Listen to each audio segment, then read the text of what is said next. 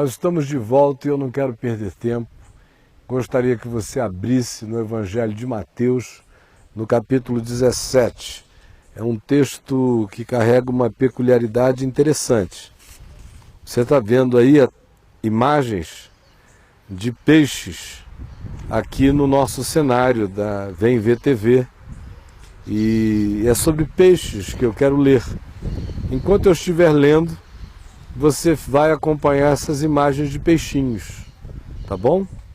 Evangelho de Mateus, no capítulo 17, do verso 24 ao verso 27.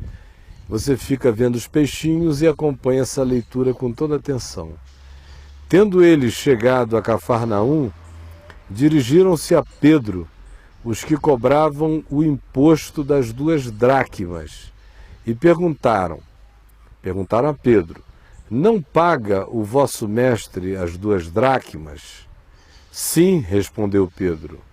Ao entrar Pedro em casa, Jesus se lhe antecipou dizendo: Simão, que te parece? De quem cobram os reis da terra impostos ou tributo? Dos seus filhos ou dos estranhos? Respondendo Pedro: dos estranhos, Jesus lhe disse: logo, estão isentos os filhos.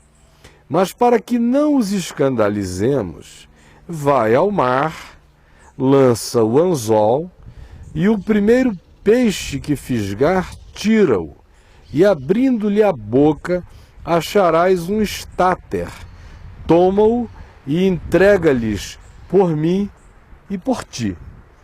Este é o episódio que aconteceu à beira-mar, em Cafarnaum, que fica no Mar da Galileia, que tem esse nome de mar, e para nós nos remete para a ideia de um oceano, mas de fato é um grande lago de água doce de 22 quilômetros de extensão por 12 quilômetros na média de largura, um mar extremamente piscoso. Se você até hoje pular dentro dele, você fica sentindo as tilápiazinhas beliscando você o tempo todo. Nadar no Mar da Galileia não é uma coisa exatamente agradável. Você fica assim, sentindo aqueles peixinhos te dando aqueles beliscões. O interessante é que o cenário é esse, Cafarnaum, que era uma cidade portuária do ponto de vista do Mar da Galileia, e uma rota comercial, porque por lá passava via mares, que vinha desde a África e seguia na direção da Síria, entrava na Ásia Menor, era uma rota, uma highway de comércio intenso. E Jesus tinha colocado a base operacional dele ali em Cafarnaum, que era também um lugar onde Pedro morava. E boa parte dos acontecimentos dos evangelhos relacionados à Galileia acontecem nas circunvizinhanças, nas imediações de Cafarnaum e às margens do Mar da Galileia. Esse é o cenário, essa situação, é assim que você tem que imaginar, que fazer o seu picturing a respeito do que estava acontecendo ali. Agora, fato é que Pedro vem chegando em casa e quando ele vai entrando em Cafarnaum para se dirigir para sua própria residência, os cobradores de impostos estavam presentes e se voltaram para Pedro na ideia de provocá-lo, porque sabiam que Pedro era discípulo de Jesus e eles estavam ali cobrando o imposto do templo. Havia alguns impostos em Israel. Alguns impostos eram dos romanos, era uma captação de recursos que os coletores de impostos e os publicanos, mencionados tantas vezes nas narrativas dos evangelhos, faziam, e havia o imposto das 2 dracmas, que era um recolhimento religioso. O imposto das 2 dracmas era para o sustento do templo, daquele templo magnífico que tinha sido construído por Herodes o Grande e que era considerado uma das maravilhas da antiguidade, tão extraordinária que era a construção. Aí Pedro vai entrando, quando esses cobradores do imposto do templo, do imposto da religião, da oficialização do pagamento de um dinheiro para manutenção da religião, vêm a ele e perguntam: escuta, o vosso mestre não paga o imposto das 2 dracmas, ele não vai contribuir com o templo? E Pedro disse, sim, ele paga. E provavelmente Pedro tenha dito que Jesus pagaria o imposto, talvez nem porque tivesse visto Jesus pagando o imposto antes, porque não há nenhuma alusão ao fato de que Jesus pagasse o imposto do templo. Além do que, ele morava na Galileia, não tinha envolvimento nenhum com o templo, foi muito poucas vezes lá, e na idade adulta, as vezes que ele foi sempre foram vezes conflituosas, e a última foi aquela onde se montou o teatro do assassinato dele. De modo que Jesus e o templo é uma relação tensa. É ele que diz acerca do templo, quando todos louvavam a magnificência da arquitetura e da grandiosidade daquele edifício, foi ele que disse que ali não ficaria pedra sobre pedra que não fosse derrubada. O fato é que Pedro diz, sim, ele paga sim o imposto das 2 dracmas, e não era pouco dinheiro. Aí quando Pedro entra em casa, e Jesus estava provavelmente dentro da casa de Pedro, Jesus se antecipa a Pedro e diz o seguinte, pergunta-lhe o seguinte, escuta Pedro, de quem cobram os reis da terra imposto?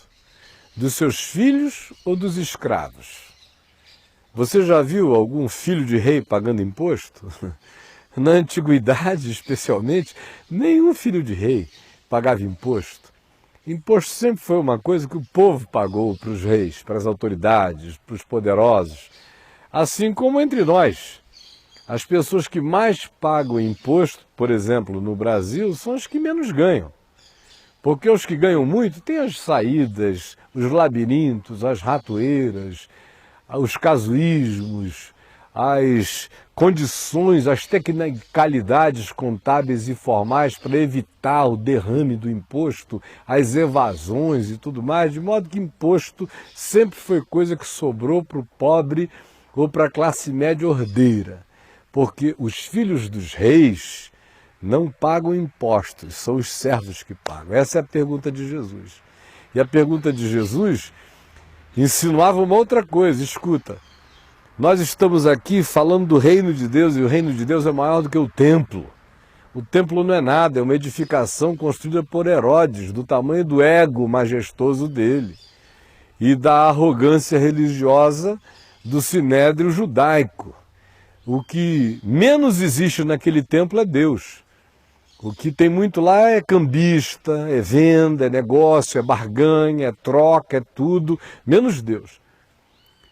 No entanto, nós vamos pagar esse imposto para que nós não os escandalizemos, para que nós não demos a eles motivo de virem sobre nós levantando uma questão irrisória que tem a ver com essa idiotice das 2 dracmas.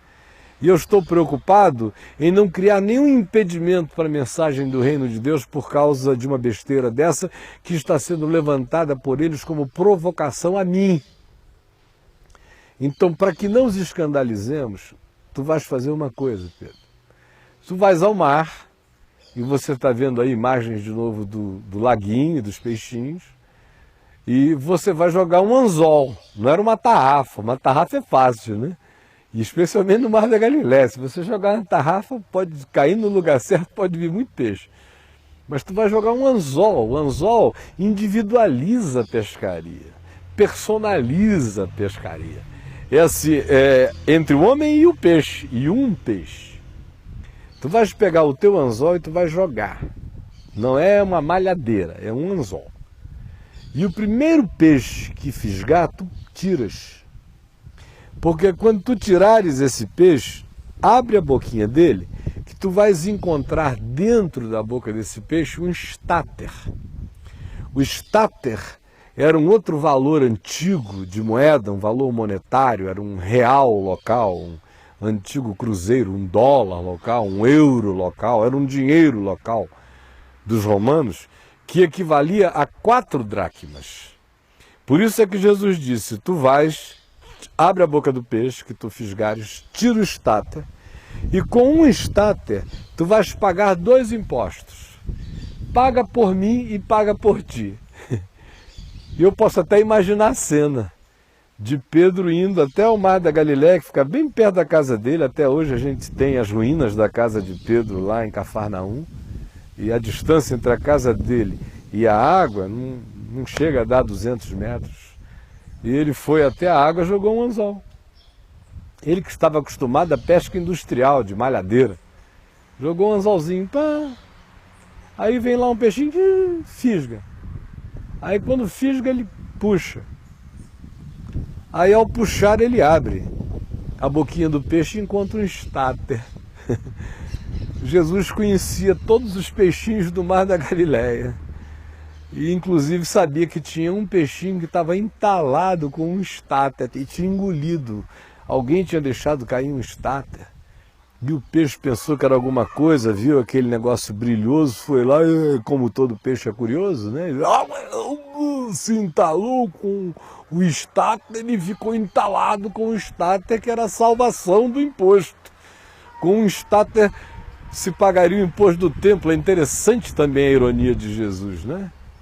Usar aquilo que estava entalando um peixinho para pagar o imposto do templo, mostrando que a riqueza ele tirava de qualquer lugar e que o templo era secundário, que na boca de peixes sem nome havia muito mais riqueza do que naquele templo erigido por Herodes. É uma outra ironia, é uma gargalhada divina em cima dessa manifestação da mediocridade humana. Aí vai lá Pedro e paga o imposto. Aí você diz, bom, e eu com isso? Você está querendo insinuar o quê? Que eu não devo pagar os meus impostos todos? Não, de modo nenhum. Para que não os escandalizemos, vamos pagar o que a gente tiver que pagar. Eles é que estão fazendo errado. Eles, os maiores, é que dão as voltas para ludibriar o povo, porque o recurso que está nas mãos deles é recurso de todo mundo, para o bem-estar de todos. Mas eles vão responder a Deus com certeza, e já tem muita gente respondendo aqui aos homens, em quantidade pequena. Mas a Deus todo mundo vai responder, pelo que fez de injustiça, de corrupção, de apropriação indébita, de qualquer outra coisa. Mas não é disso que eu estou querendo falar. Aí você diz, então do que é que você quer falar? Eu quero falar de você.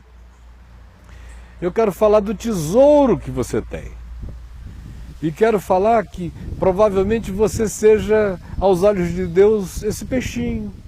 E você olha para você mesmo e diz, eu não existo para Deus. Você está me vendo aí em casa, ou no hotel, ou num bar, ou em qualquer lugar. Tem gente assistindo pela internet, no mundo inteiro, clicando e vendo agora o que eu estou falando nesse exato momento. E diz, mas será que eu existo para Deus? Eu não existo para o meu pai, que não me dá a mínima, para minha mãe, que não me leva em consideração, os meus irmãos, que não me levam a sério. Ultimamente nem a minha namorada está me levando a sério. Eu estou me sentindo carente, esburacado, vazio. Só tenho nome na identidade, não sinto que eu sou querido, que eu sou amado, que eu sou incluído. E dentro de mim eu só sinto esse entalo, essa agonia, esse desconforto, no meio de uma existência onde eu não sou coisa nenhuma. Como disse Jean-Paul Sartre, coitadinho, eu tenho muita pena do Sartre, tem gente que acha ele o máximo, eu tenho muita pena do Sartre. O Sartre é que disse, eu não posso crer em Deus porque se eu acreditar em Deus significa que eu sou um zero, que eu não sou nada. Ou seja, Deus é tão absoluto que diante do absoluto de Deus, ele, Sartre, se zerificaria, se tornaria um zero, uma coisa nenhuma. Então, ele prefere não crer em Deus para se sentir alguma coisa. Olha que filósofo extraordinário esse, né? O peixinho do Mar da Galileia estava em situação filosófica melhor do que Sartre. No entanto, falando com você que está entalado, eu quero dizer que você tem nome, você tem endereço e você tem utilidade para Jesus. A riqueza que está dentro de você é maior do que a do templo de Herodes. Aquilo que para você pode ter sido um acidente, e às vezes Deus cria isto, e frequentemente é assim que Ele faz mesmo, Ele deixa que a gente engula coisas pela vida, que a gente se entale com um bocado de coisas que aparentemente começam a nos sufocar, a nos matar, a não caber em nós, a gerar agonia, a angústia. E o estranho é que frequentemente são essas coisas que nos angustiam que ele transforma nos tesouros que acabarão sendo os grandes bens da gente, as grandes devoluções da gente à vida. Portanto, o que eu estou querendo falar com você tem a ver com a questão da sua identidade para Deus. Imagine a cena. Milhões de peixes no mar da Galileia, a ponto de eu ter dito no início que a gente entra e fica sendo mordido. No meio daqueles milhões de peixes, Jesus conhecia todos e sabia que havia um que estava entalado com um estáter e que o problema daquele peixe era a solução para Pedro. E que o problema daquele peixe era uma história do Evangelho. É um peixinho que entra para a história. É um peixe que traz uma contribuição que fica marcada em páginas eternas para nós. E é por isso que eu estou falando com você.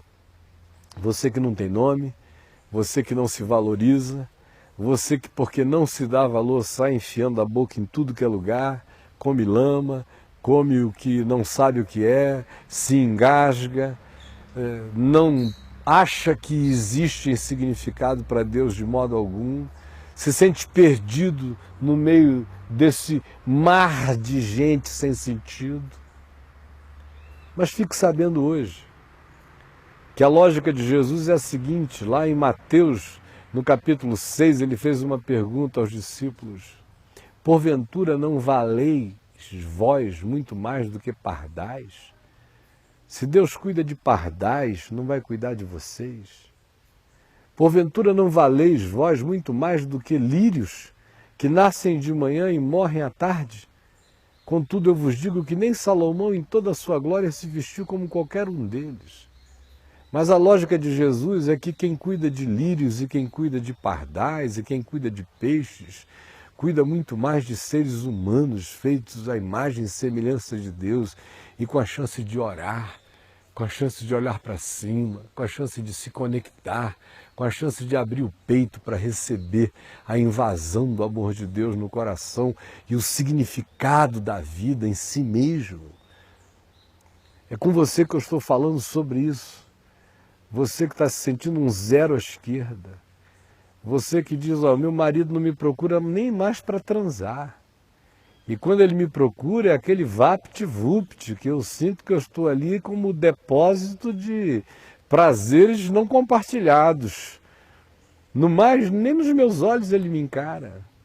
Ou quem sabe você é um pai que está se sentindo assim em relação aos filhos que você amou, criou, deu tudo, e hoje eles ignoram, manipulam você, querem tirar de você no máximo dinheiro, se é que você tem isso para dar, porque carinho mesmo não há devolução.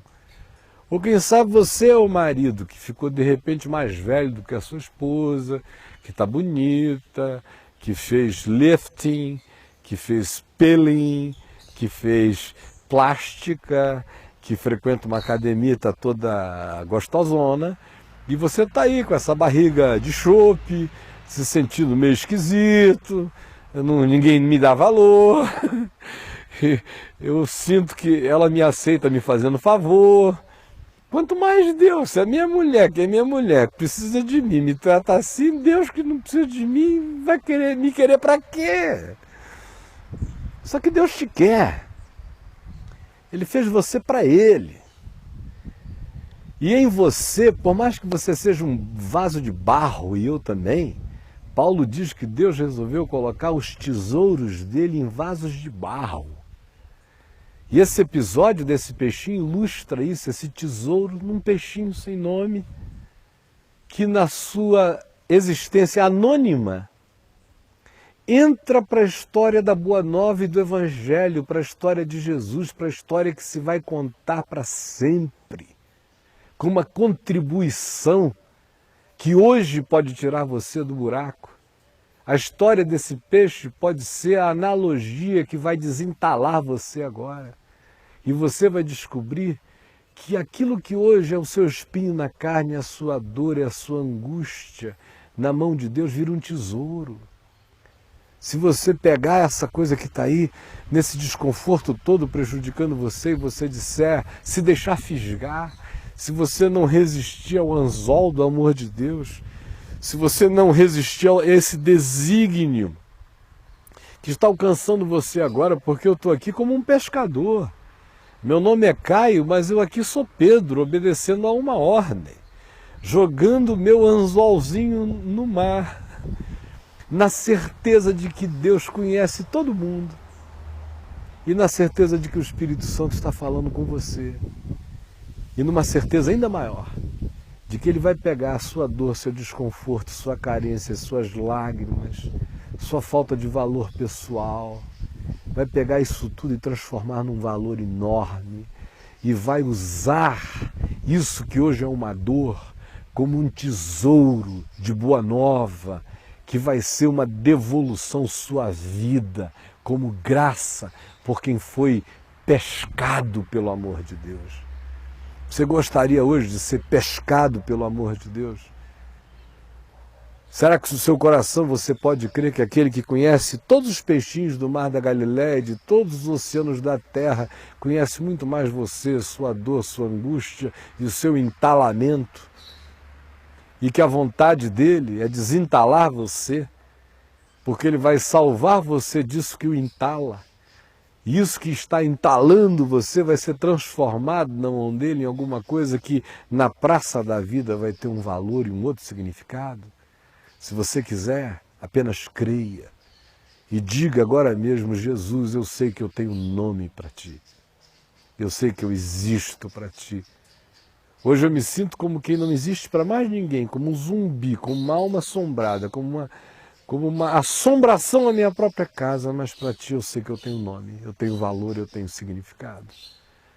E eu quero ser fisgado por esse teu amor. Eu estou abrindo a boca, eu não vou resistir. Me puxa para a tua mão. Tira o que me entala, transforma isso num tesouro, porque eu quero ser teu o resto da minha vida. Eu vou dar uma paradinha aqui.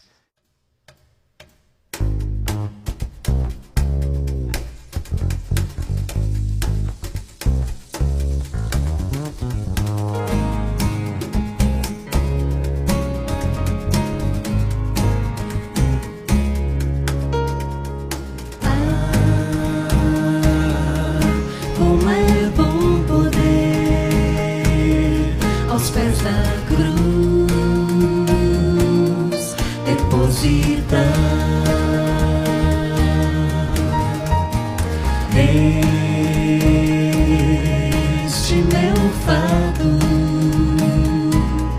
pesado e árduo de carregar, e não ter que andar ansioso de nada, assim não. A Deus tudo levar em graça e súplice oração,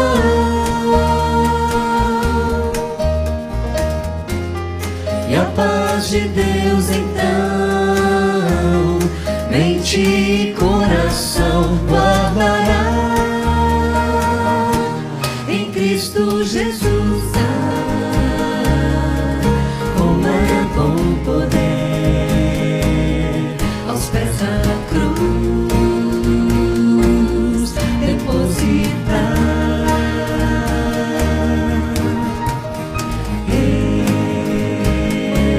este meu fardo pesado e árduo de carregar,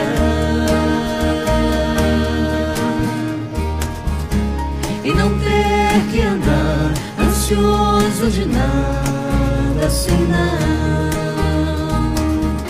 Sobre ele lançar cada problema, cada aflição,